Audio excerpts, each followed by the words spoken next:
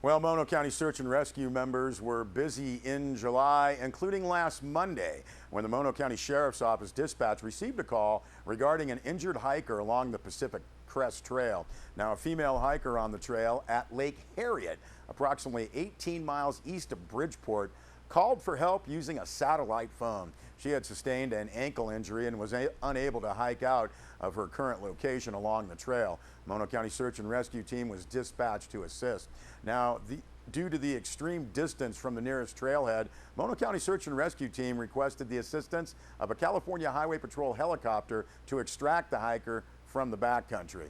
Due to steep terrain, the helicopter was unable to land near the hiker. The helicopter flew to Bridgeport to pick up additional fuel and also requested a search and rescue team member to be available for insertion into the field. Search and rescue team member was taken by helicopter to the hiker's location, lowered by the helicopter's cable hoist to the ground near the injured hiker, and then hoisted up to the helicopter and taken to Bridgeport for evaluation by Mono County paramedics. Mono County Search and Rescue team wanted to thank the CHP for its assistance and the use of the H-20. And also on July 25th at about 10:30 p.m., Mono County Sheriff's Office received a call regarding two lost backpackers near the summit of Mount Conness. Two hikers from Petaluma had summited Mount Conness, but upon their descent, they could not find their descent route. They called the Mono County Sheriff's Office by a cell phone from a ridge southeast of the summit, approximately on the Yosemite Park boundary at 12,300 feet.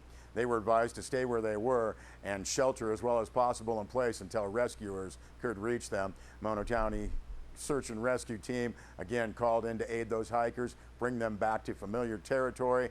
The hikers, however, attempted to find their way down, and last contact was made at 2:30 a.m.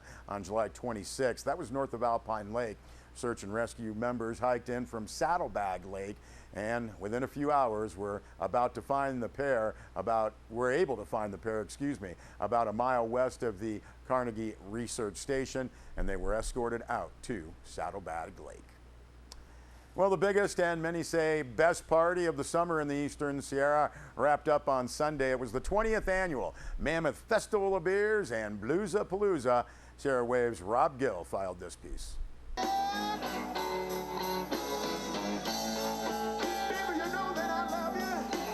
One thing I want to say is that it takes a community to put an event on like this.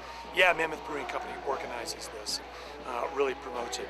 But when it comes to day of execution, I could not do it with the nonprofits that are involved, the police, the fire, so many community members. I look around and it just almost brings tears to my eyes. Just the friends that I have that are involved in this show and how many of them really step up to the plate to make this such a success for not only locals but the visitors who come to visit us. I think Sarah and I both have kind of an interesting historical perspective. I actually was on board for the very first one back 20 years ago. So I've seen all 20 years of them grow. You know, it started back with Sam Walker up at Mammoth Brewing Company up the street, and started in the parking lot. And basically the idea was to try to get his beer into local people's hands. It was craft beer. At that time was pretty unknown, especially in this town. So that was really the idea, was to create kind of a beer festival with some music attached to it. And from very humble beginnings, it's grown to this 20 years later. I came in year 10, and Jim had said, gosh, you know, we're throwing a great party here, but we're not inviting anybody to it. My background's in marketing, so we started putting it out there to more people outside the area. Yeah. And from there it took off, started growing more vendors, food vendors, retail vendors. Much more higher profile bands, things like that. It was just a time that the event was either going to stay kind of a low key, more of a local event, or branch out and become more regional, even national.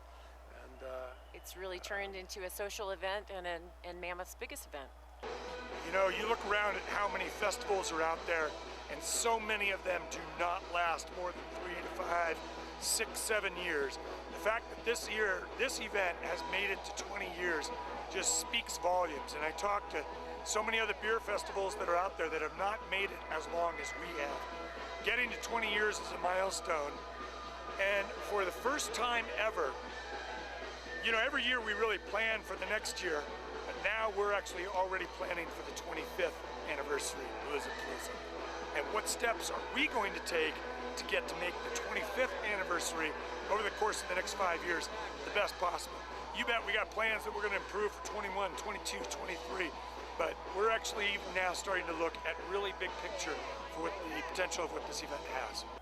Well, you know, it's interesting. We've gone from from a Saturday afternoon to 4 days now. Basically, it's been expanding each year. You know, we added a Friday night kickoff and did a big barbecue and things like that. You know, and then we added a Sunday, and then the Thursday. I mean, the idea has been is to just kind of expand it out for a number of reasons. Obviously, there's a lot of opportunity for great music to bring into the community, but also from a lodging standpoint. You know, it's great to have more than a 2-night stay or a 1-night stay. You know, by doing a Thursday, Friday, Saturday, Sunday event, you can stretch that into 4 or 5 days. So I think that's been behind some of it, to try to make it a bigger event for the community. And when you grow an event like that to that level and you start bringing talent in like, you know, Robert Cray and Trombone Shorty and Johnny Lang, you start raising the profile of the event, and it becomes much more of a national event, and even international, frankly. We get a lot of people here from Overseas? all over the world. You had people calling from New Zealand that were having a hard time buying tickets online. So we made some arrangements for them. Okay, let's see. We had 20 bands. We had 34 vendors. 16 of them were food vendors. And then we had 6,000 tickets sold that involved Saturday. Saturday is traditionally the day that we sell out. So because we sold a number of multi-day tickets, it's tough to say how many people were in the gates, but 5,000 on Friday estimate, about 1,800 on Thursday estimate, and today on Sunday I would say we've got about 22 to 2,500 people inside the gates. So having the tasting room in the beer garden just half a block away became somewhat of a mecca for all the craft breweries that were attending. And remember, of the 80 craft breweries, of the 80 breweries that were here, they're all craft breweries. So none of them are Bud Miller or Coors. These are all mom and pop franchises, just like ourselves, who make it a point to bring up their employees, their staff, their brewers as a weekend-long retreat. So this is really a reunion of sorts for my industry that I've been in for 22 years now, and I'm so honored and proud to be host to these breweries that come. California Craft Brewers Association has been an organization I've been associated with since I've been in the industry for 22 years now, and really they are our representative in Sacramento, representing the interests, again, like I said, of the small craft breweries that exist in the entire state. Bud Miller and Coors are all owned by foreign entities now. If you want to buy American, you buy craft breweries. And so to have an organization like California Craft Brewers that are represented in Sacramento allows us to really stand up to the lobbying interests of distributors, big breweries. And so Joyce and I have always been strong supporters of the CCBA. And so for us to be able to put on this event where they are the bar beneficiary, they are the nonprofit that are really getting a portion of the proceeds that come from this event, just, you know, really solidifies us with a statewide organization. It's a great festival. It's probably a very unique festival and probably one of the biggest of its kind, being the combination beer and blues. So I would say that within that realm, we have all kinds of ways to improve and make it better and expand upon it, just with more high-profile artists and things like that. You're gonna miss my loving one of these old days. This event, this year we sold out 3 weeks. The grand tasting sold out 3 weeks in advance. The VIP tickets sold out back in December. The VIP tickets allow you to enter the event an hour early, get you special lines at the bars, special tasting areas. And yes, 2016 tickets are already on sale. As of midnight last night, we'd already sold about 50 of them, and those will be the first tickets to sell out. And I can't tell you how many people come to this event and wish they had bought VIP tickets so that they can get in a full hour early. And so yes, the VIP tickets are already on sale, and they are going fast. Just Google Bluesapalooza. That's the best way to do it. I can tell you it's www.mammothbluesbrewsfest.com, but you know what? Google Bluesapalooza, that's B-L-U-E-S-A, Bluesapalooza, and we're the first thing that comes up. All right, great fun there. We'll be back with a weather report.